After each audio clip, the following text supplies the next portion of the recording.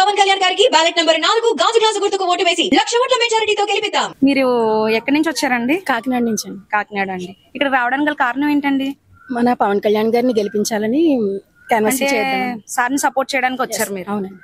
Support చేయడానికి గల reason ఏంటండి? స్పెసిఫిక్ గా పవన్ కళ్యాణ్ గారిని ఎందుకు సపోర్ట్ చేయాలనుకుంటున్నారు?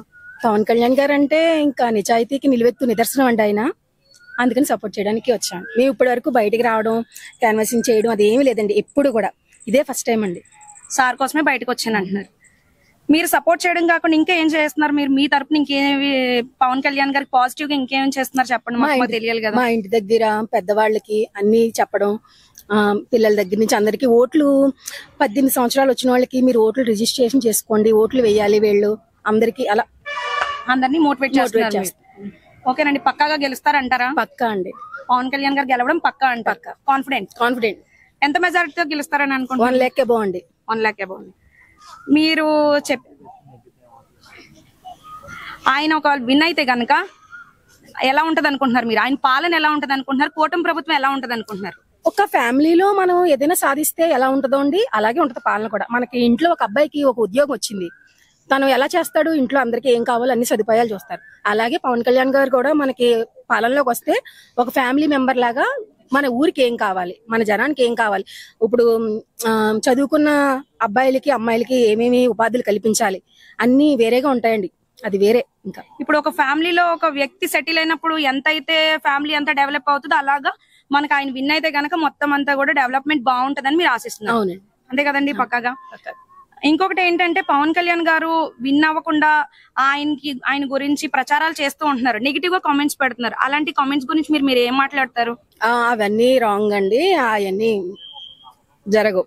విన్ అవ్వకుండా ఉండాలి అని చెప్పి జనాన్ని మోటివేట్ చేయడం కోసం ఓటుకి ఇంత ఇస్తాం అమౌంట్, మేము మీకు ఈ గిఫ్ట్స్ ఇస్తాము లేకపోతే గోల్డ్ ఇస్తాము అని చెప్పేసి అపోజిషన్ పార్టీలో చాలా మంది చెప్తున్నారు. అవన్నీ తీసుకుని జనం మారిపోవచ్చేమో, అది మీరు ఎలా అంటారు? మారిపోతారంటారా? మారరండి, పక్కా మారరు. ఇప్పుడు అందరూ తెలుసుకున్నారు ఏంటి ప్రభుత్వం అని. ఇప్పుడు 2,000 3,000 తీసుకుని ఈ రోజు తినేసినట్టు ఉండదు కదండి. రేపొద్దున మనకి అన్ని మంచి జరగాలంటే ఎవరు మేమే 2,000కి ఇంకొక 2,000 వేసి వాళ్ళకి ఇచ్చేస్తామండి ఎవరైనా సరే.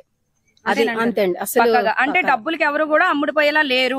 ఓట్ అనేది ఇప్పుడు కరెక్ట్ టైం లో వినియోగించుకునే టైం ఇప్పుడు వచ్చింది. మేము వేస్తాము, తెలియని వాళ్ళకి తెలియ చెప్తామండి, అన్ని క్యాన్వాసింగ్ చేసి మార్పు తీసుకొస్తాం తప్పకుండా. అది అంతా మన మంచి కోసమే. ఆయన వచ్చి చేశారంటే మనం అంతా హ్యాపీగా ఉండొచ్చు కాబట్టి మనం తప్పకుండా. కళ్యాణ్ బాబు గారు ఒక్కరు సింగిల్ గా పోటీ చేస్తే బాగుండు, కూటమి ప్రభుత్వం లేకుండా ఉంటే బాగుండు, బీజేపీతో కలవడం అవసరమా అని చెప్పేసి జనాలు మాట్లాడుకుంటారు. అది మీరేమంటారు? వ్యక్తిగతంగా మీ నిర్ణయం ఏంటో చెప్పండి. అలా కలవడం వల్లే అందరికి ఉపయోగం, మంచిగా అన్ని మనకి ఎక్కువ వస్తాయి, ఓటింగ్ అది పెరుగుతుంది, అంతా బాగుంటది. అంటే కళ్యాణ్ బాబు గారు ఏమంటారంటే ఎక్కడ నెగ్గాలో కాదు ఎక్కడ తగ్గాలో తెలియాలి అని అంటారు. అటువంటి మనస్తత్వం ఉన్న మనిషి కాబట్టి అయినా వాళ్ళతో కలిసారని మీరు చెప్తున్నారు. అవునండి. అంతే కదండి.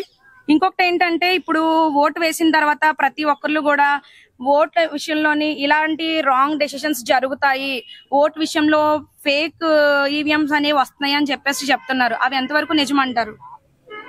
నాకు అంత ఐడియా లేదండి, నాలెడ్జ్ లేదంటారా? కళ్యాణ్ బాబు గారి గురించి మీ మాటల్లో చెప్పాలని చెప్పేసి ఆయనకి ఏ విధంగా బ్లెస్ చేస్తారో ఒకసారి చెప్పండి. విషెస్ అనేది ఎలా తెలియజేస్తారు?